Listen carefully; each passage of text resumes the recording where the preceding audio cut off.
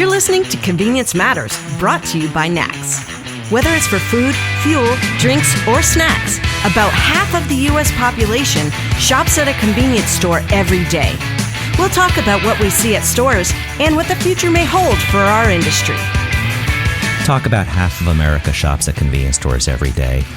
Think about 1/10 of the population has something else in common, and that's food allergies, allergies to food, and that inhibits their ability to go to certain locations. They may need to spend more time researching, and what that also says is there may be an opportunity if you're able to communicate your offer, how you're addressing allergens. That may be a way to drive a little bit more business to your stores. So we'll talk a little bit about the issue that affects 1/10 of the U.S. population. Welcome to Convenience Matters. My name is Jeff Lenard with NACS. Hi, I'm Lindsay Buchanan with NACS. And Lindsay and I are joined today by phone with Lisa Gable. She is CEO of FAIR, which is otherwise known as Food Allergy Research and Education, to talk a little bit about food allergies and what retailers need to do and learn to better act in their stores. So welcome. Thank you for joining us today. Well, thanks for having me. I appreciate it. So let's just start out. I'd mentioned the stat, 1/10 of the U.S. population has food allergies. What does that mean in terms of their daily existence? Is it a matter of something as minor as sniffles to something that's life-threatening? What are some of the things that people face with these allergies? Sure. 32 million Americans have what we call life-threatening food allergies. Those are individuals that if they accidentally consume any of the 9 allergens, they will actually go into anaphylaxis, which basically means that 2 systems in their body shut down. They need to take an epinephrine auto-injector and run to the emergency room immediately upon that accidental ingestion.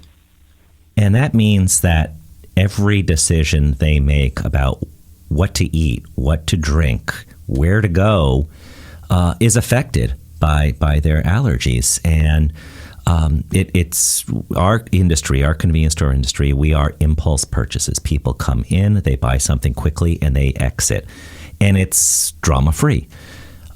This is a much different experience. So are there things that you have seen retailers do, whether in our channel or other channels, to work with consumers to help educate them that you are thinking about them, that you have their back in terms of looking at these 9 major allergens?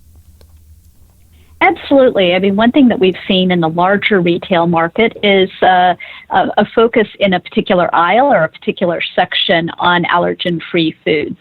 I think CVS has done a nice job with this. We know that Wegmans has done a great job with that. But obviously, Wegmans isn't for the price point of a lot of Americans right now. And so when we look at taste, value, and convenience, we recognize that convenience stores are one of those places where our families shop.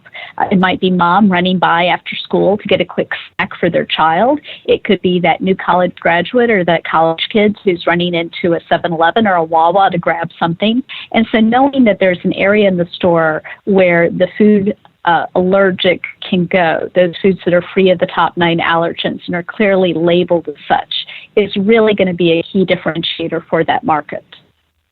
Yeah, absolutely. I completely agree with you, Lisa. I think having a dedicated section definitely makes it easier. I actually, speaking from a personal situation, have a peanut allergy that's very severe.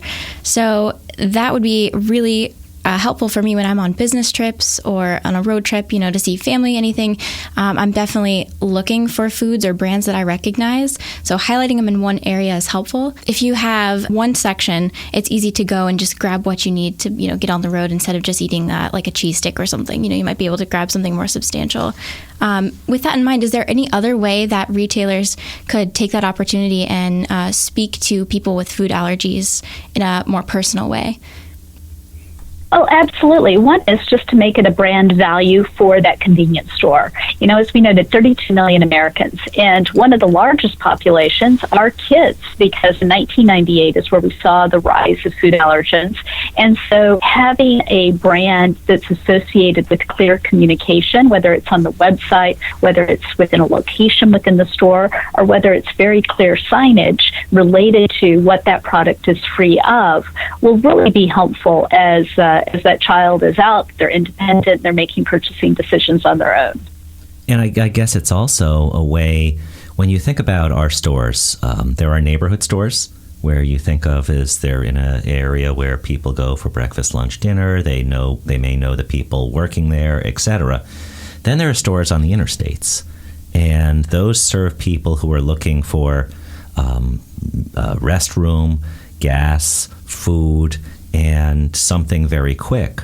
It reminds me, I was at the Partnership for Healthy America a couple of years ago. I was at one of their meetings, and there was somebody on a panel who was talking about how he has food allergens, and he said they mentioned some place, might have been a couple states away, and he says, I've never been there. I really don't leave New York City because I feel somewhat trapped in that I don't know if I can be on the road and be safe because I have significant allergies. And the what ifs start creeping into your mind. So the easier course of action is, well, stay where you're comfortable because it's a matter of survival. So in thinking about what brands can do, if you have a store off a highway and we all see those signs that say food, gas, lodging, things like that. But if your brand is known as being supportive of an issue that affects this many people, particularly when you are riding down the road with kids and they make the rules on where you stop, there seems to be a real opportunity with communications and a little bit of merchandising to really make a difference in people's lives, and they will likely reward you with their business. Absolutely. In fact, you've really touched on a very important point. I'm starting to talk about the food allergy road warrior, and you really see that individual at the holidays. You see them at the summertime. We have a major donor in Chicago who has a home on the East Coast for her summer home, and they do a triptych that for their 18-hour drive, and on that triptych, they actually slot out what hospitals are at every 100-mile point, because their fear is that if somehow the child gets an accidental ingestion, they want to know where they exit the highway to get that immediate emergency care. Think about, and that's a child with very severe allergies, but think about all of those family members who are trying to get together for family reunions. A lot of them don't get on airplanes because they are concerned about being that 30,000 feet in the air, having an allergic reaction. So they drive.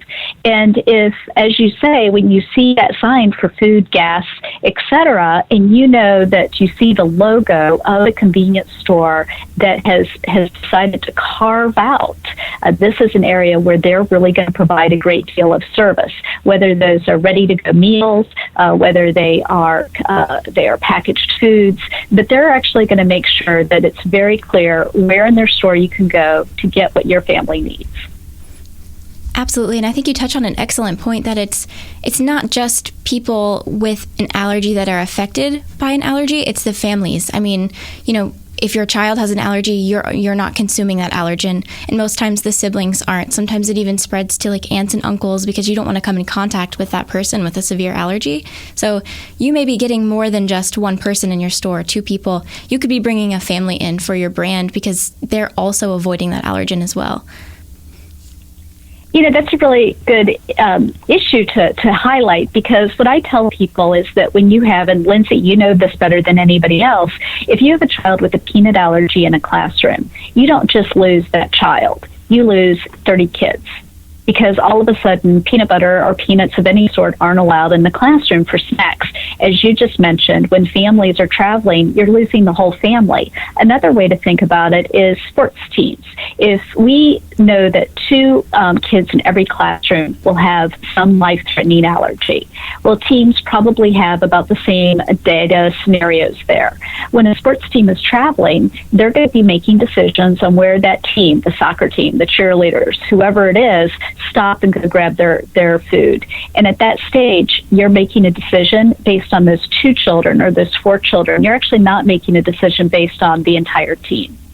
And when you go to some place that sells prepared food, the menu varies. You may have different chopping stations, etc. So it might be in a tight space, might be a little difficult to segment things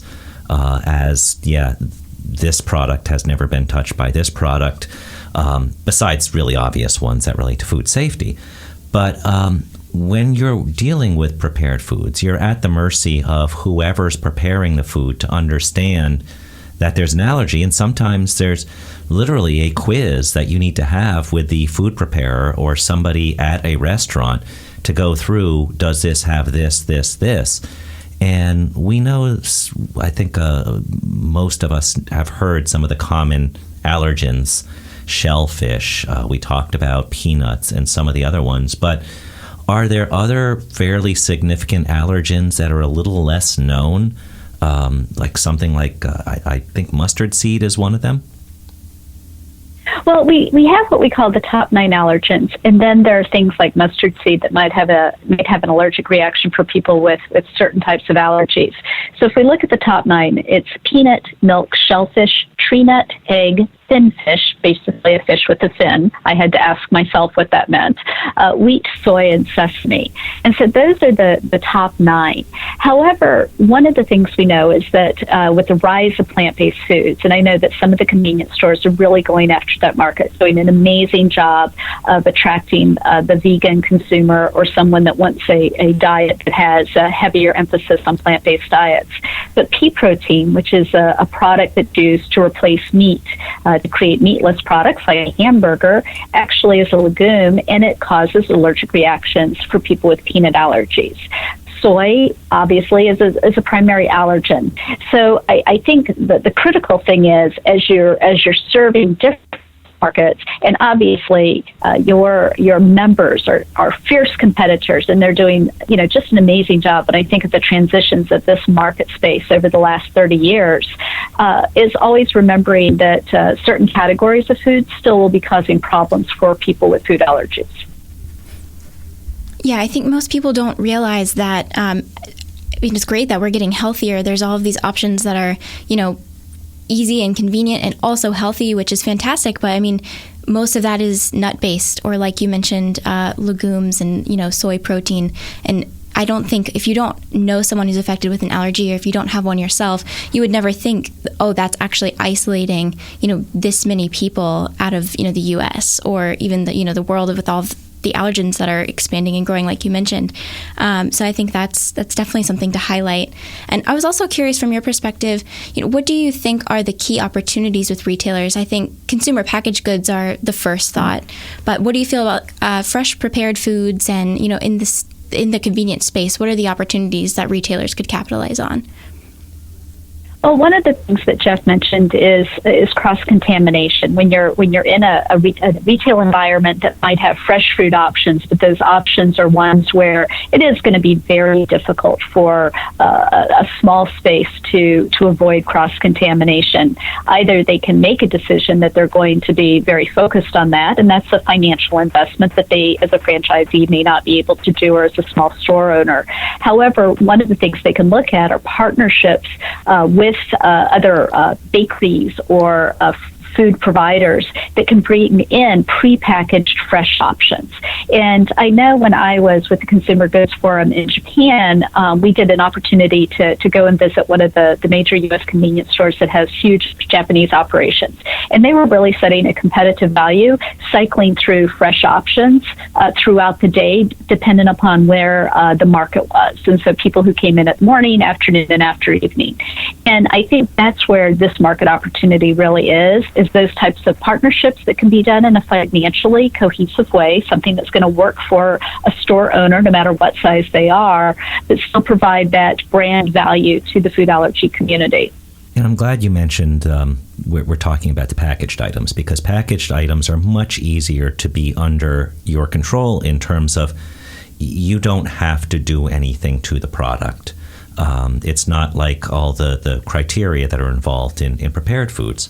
So, Lindsay, I'll start off with this for you, and I think, Lisa, you can answer the second half of this. But convenience stores sell time.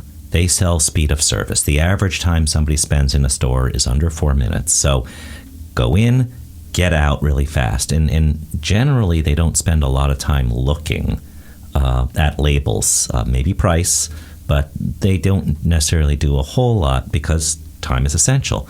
So, Lindsay, how do you look at items when you go in a store? And then after Lisa, are there any guidelines or certification plans or plans that something that exists that tells people, hey, we got the shortcut for you. We got you covered on these items. So I'll start with you, Lindsay.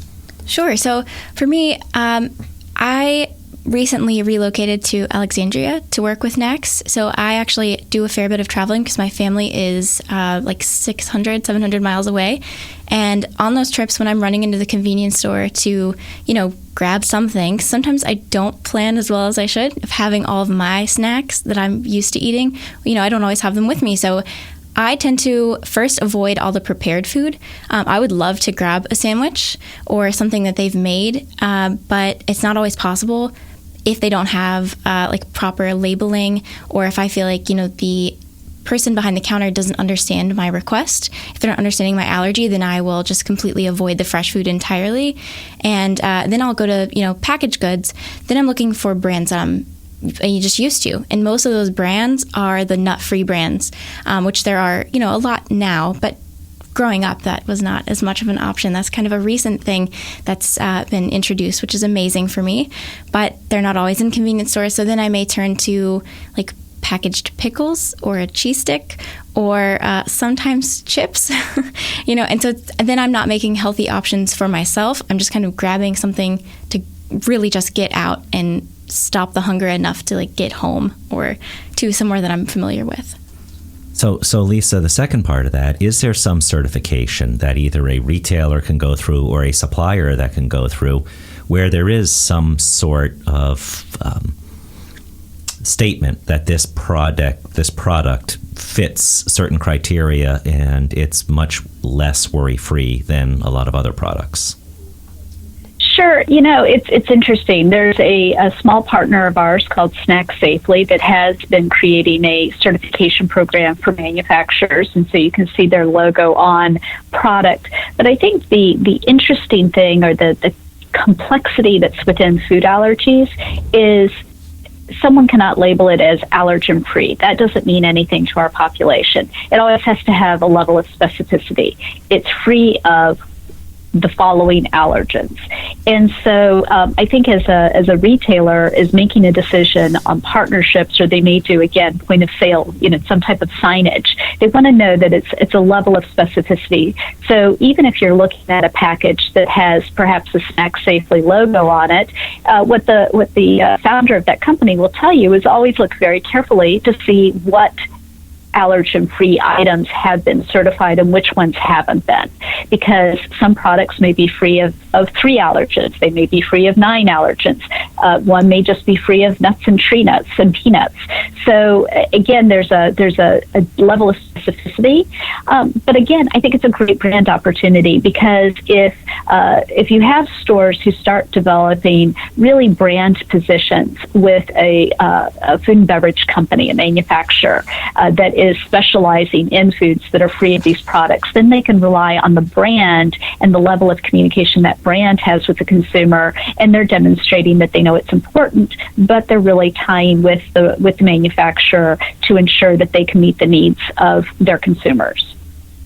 And when you think about convenience stores, ultimately I say they sell time, but we solve problems. That's what we do. When you're hungry, all you got to do is take a right-hand turn. We have something for you. Thirsty, same thing. If you need a fill-up, same thing.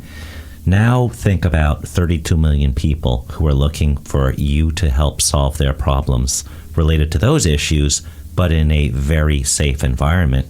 If you can get if you can communicate to this population, you've solved their problem.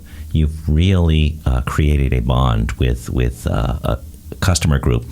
And when that customer group also includes kids, so much more impactful, and families. So there are so many good opportunities, great opportunities for retailers to make a deeper connection with people, particularly as they travel on the road. Is there anything that you'd like to leave us with, Lisa, in what a retailer might do as, say, a first step, besides perhaps reaching out to FAIR? Well, we appreciate if they reach out to us. But as a first step, remember that it's not only the 32 million, as Lindsay pointed out, it's 32 million plus their family members or friends that are traveling with them. So you're getting a whole purchase decision for a carload of people. Secondarily is initially signage. Just try to do some grouping, try to do some signage, give some clarity when someone walks into the store is where they might find the allergy-free items. That's going to be the easiest thing that's going to keep them in that store and keep them into going down aisles in that store. The third thing is look at some of the manufacturers and develop some co-branding partnerships. It's a market opportunity for everybody that's involved. Those companies want to do deals. Utilize the advertising power of the manufacturer to help build up your brand so that people know that you have gone to best of class sources to secure well-documented, well-labeled information on product that's going to be available to the people stopping in your store, and that you've created that as a brand value that's important to you as a company. And Lisa, it sounds like you just closed the sale, so now why don't you tell us how they can find you online or elsewhere? They should go to foodallergy.org. Feel free to send us any questions, comments that you might have. I have a team of people here that do something called Fair Check. So if you are preparing food within your store, we can help you develop guidelines for that and how you communicate what it is that you're doing. We can also assist with any clarity related to what we call precautionary labeling, which is how do you label, how do you do signage to make it very clear to the food allergy consumer. Well, thank you, Lisa, for joining us today. Yes, thank you so much. We've really enjoyed it. And thank you for listening to Convenience Matters. Convenience Matters is brought to you by NACS and produced in partnership with Human Factor. For more information, visit convenience.org.